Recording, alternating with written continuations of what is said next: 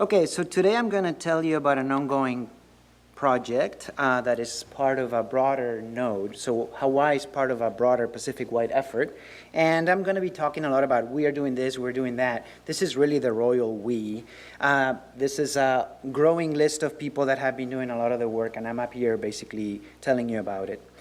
Okay, so the project, the overarching initiative is called BIOPS, Bioindicators of Plastic Pollution.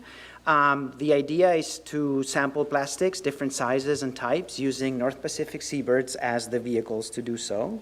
We want to develop standardized methods, both for occurrence, presence, absence, and loads or mass, and establish some metrics for pollution monitoring over the long term. The scope of our project is Alaska, California, Washington, and Hawaii. And the approach is, there's 3 levels to this. We have some legacy species, time series. We have really good data from the 60s and 70s, and we want to keep comparing data to those legacy species. Then there's sampling species that are really good for developing local or regional metrics. I'm going to give you an example of one of those. And then there's sentinel species that are there maybe to keep track of emerging issues, new pathways where this material may be flowing through food webs and showing up. This is the whack-the-mole metaphor. So to get things out in the open right away, everything I'm going to tell you about is going to be dealing with the large micro to the mesoplastic size, so 1 millimeter to about 200 millimeters. All of this is done visually and with the aids of some tracers that attach to plastic or attach to organic material. So there may be micro fibers, things like that. Those would not be accounted for. I'm going to report incidence or occurrence, also known as frequency of occurrence, which is the percent of individuals that contained any material. I'll report the average and the standard deviation using a binomial process. And then also I'm going to tell you the load or the mass contained by these birds. With respect to types, we look at 4: fragment, line, sheet, and foam. This is standard. We follow Van Franeker and his Bible. Okay, the first case study, sampling species. So we're going to go to the northwestern Hawaiian Islands. There are 3 locations, Kure and Midway and Turn Island. At these locations, Fish and Wildlife Service personnel, State of Hawaii, DOFA personnel have been collecting boluses. Here you see a picture of a black-footed albatross chick and this regurgitated mass containing undigestible material, a lot of squid beaks, foam, different kinds of plastics and so forth, pumice, so there's both food remains, natural non-food remains, and then non-natural, namely plastic items. Okay, we collected 25 per site and species. They're all from the same year, and the first take-home message is every bolus had plastic. Occurrence was 100%. Okay, so here I'm going to show you 6 box plots. Black or gray is Blackfoot albatross. Laysan is white. We have 3 locations organized from west to east. So there's Kure, KBF, Kure Blackfoots, Kure Laysans, Midway, and Turn Island. Here I'm showing you out of the mass of the bolus, the percentage that is made up of plastic. And you notice Blackfoot albatrosses from Kure and Midway have on average about 70% plastic in terms of the mass of the bolus. When you look at these data using statistics, you see that Blackfoots have higher percent mass of the bolus than Laysans. You see that there's a difference by location. All of these were significant. Kure beats Midway, Midway beats Turn Island, and then there's a significant interaction, species-colony relationship. Overall, this explains about 77% of the variance.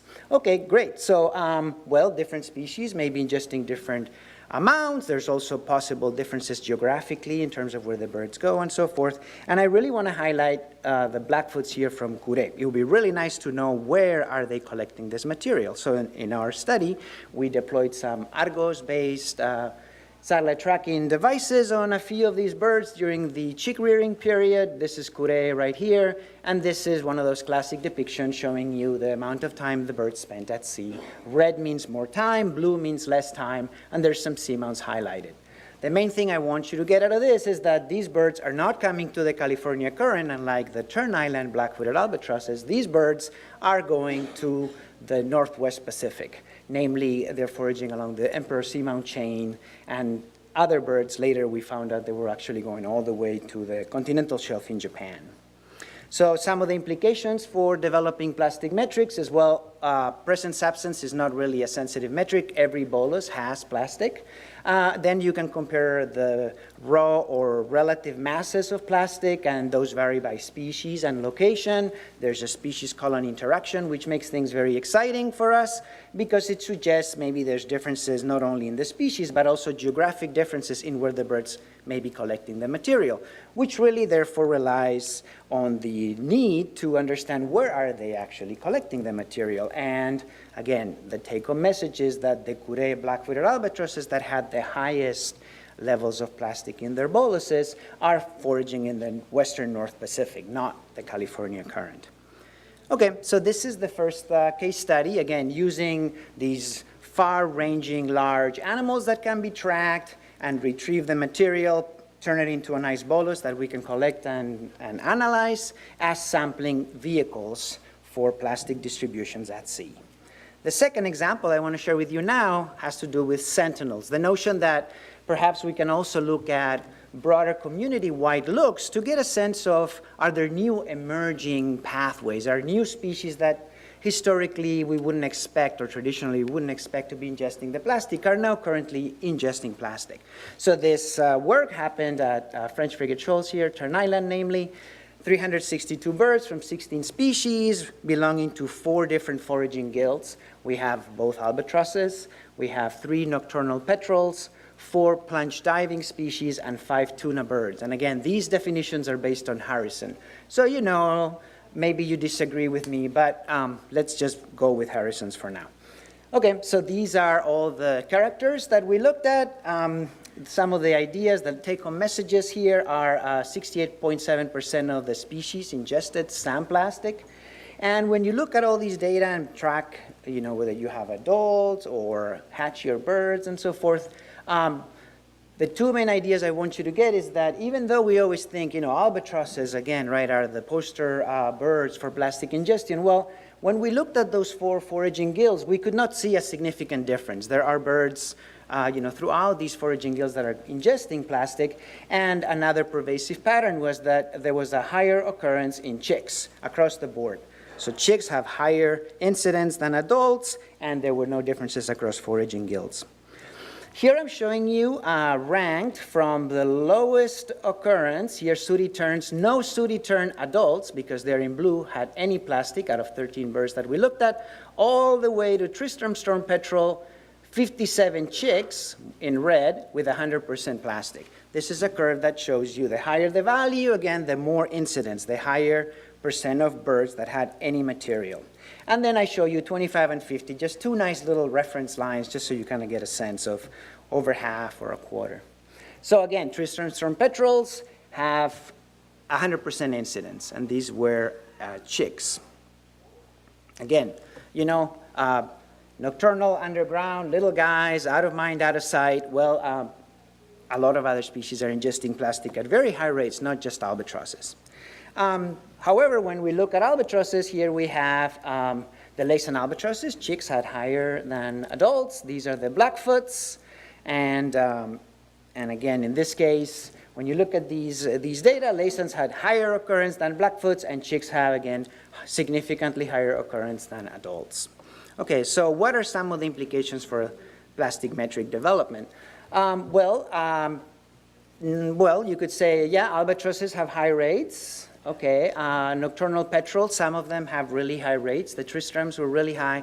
Bonnie petrels, 100%, but we only had 5 birds. These, by the way, are average, means averaging across different age classes. Okay, so that's why the numbers differ from the other numbers I showed you for adults versus chicks. Okay, no big surprise, but then we do get a few new sort of unexpected things. Greater frigate birds, 33% of those birds, mostly juveniles, significantly higher than adults, had ingested some material.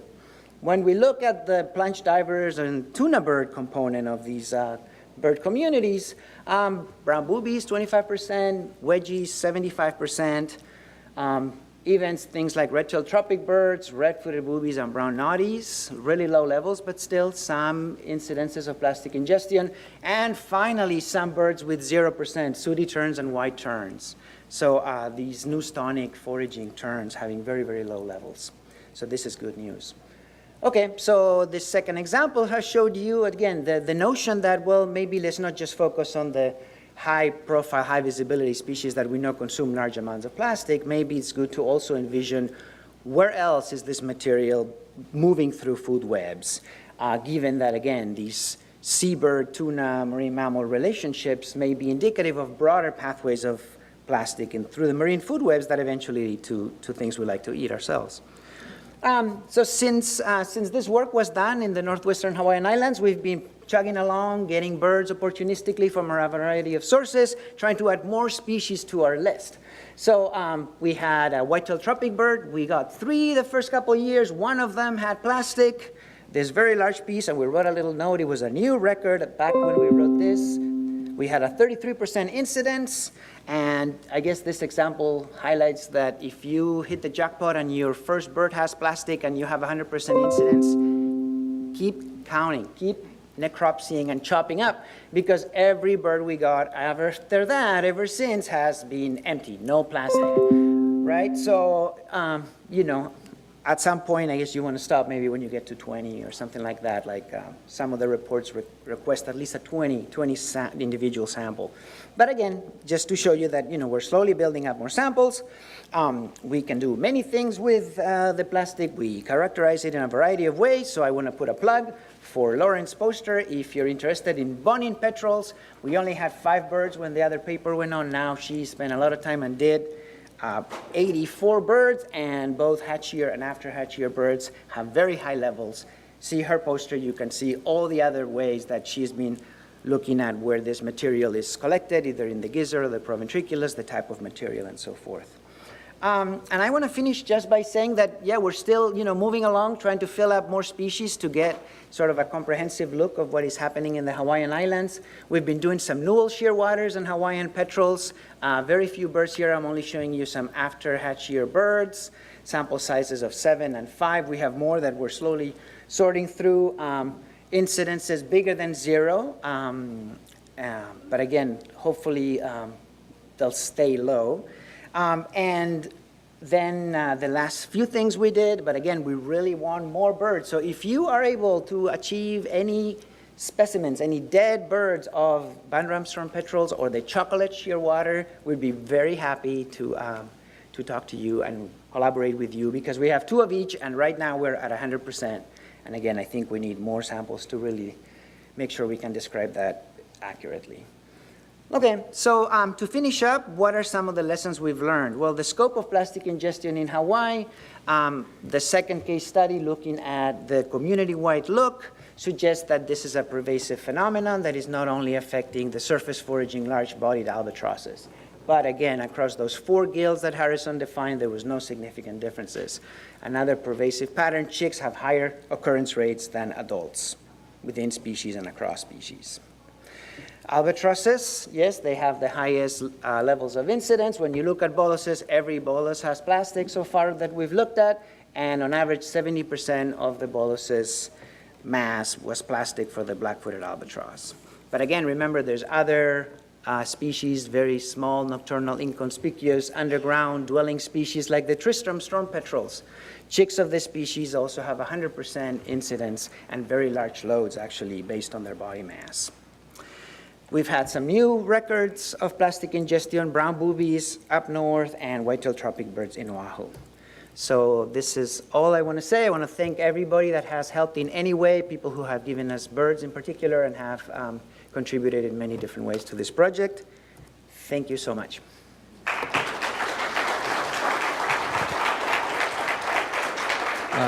Thank you, David. Okay. We have time for one short question. Yes, please. Yeah. Would you like to come? Hola. So why do you think the chicks have higher levels of plastic? Is it because of the distribution of the foraging trips, or because they concentrate it, or something else? Yeah, I think the chicks, many times, many of these have not offloaded their boluses. You know, we know albatrosses make boluses. There's ideas that maybe things like Bulwer's petrel may be making boluses too. So maybe they just haven't offloaded the remnants. Usually the gizzard has more than the proventriculus, so it may just be a function of the material the parents bring them, and the parents have been sort of like gotten rid of all of that, but the chicks haven't yet grounded up what's in their gizzards. So it may be a combination of both Cool. processes, maybe, yeah. Okay. Thank you, David.